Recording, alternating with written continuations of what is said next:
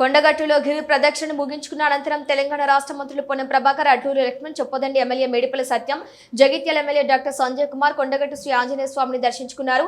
ఈ సందర్భంగా ఆలయ అర్చకులు వేద మంత్రోచ్చరణల మధ్య ప్రత్యేక పూజలు నిర్వహించి తీర్థ ప్రసాదాలు అందజేసి ఆశీర్వదించారు. అనంతరం చొప్పదండి ఎమ్మెల్యే మేడిపల్లి సత్యం మాట్లాడుతూ కొండగట్టు శ్రీ ఆంజనేయ స్వామి కృపతో రాష్ట్రంలో ఎలాంటి ప్రకృతి విపత్తులు సంభవించకుండా ప్రజలందరూ సుఖశాంతులతో ఉండాలని ప్రార్థించినట్టు తెలిపారు.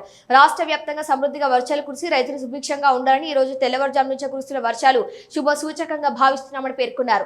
భగవంతుని ఆశీస్సులతో ప్రజలందరూ ఆనందంగా ఆరోగ్యంగా జీవించాలని ఆకాంక్షించారు.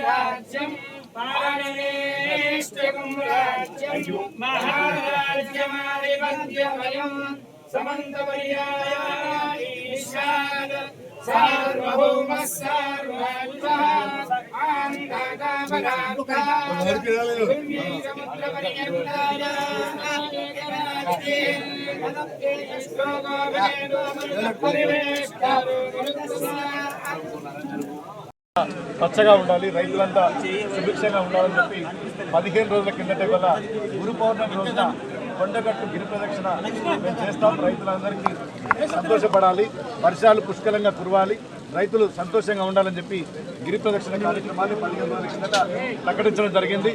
అది నిజంగా ఆంజనేయుని మహత్యంతో ఇక్కడ ఉన్నటువంటి ఆంజనేయ స్వామి ఉన్న గొప్పతనం ఏంటంటే దేశంలో ఎక్కడా లేని విధంగా అటు నరసింహస్వామి శివుని యొక్క ప్రతిరూపంగా 2 విగ్రహాల కలయికతోటి ఇక్కడ కొండగట్టు అంజన్న వెలిసిండు.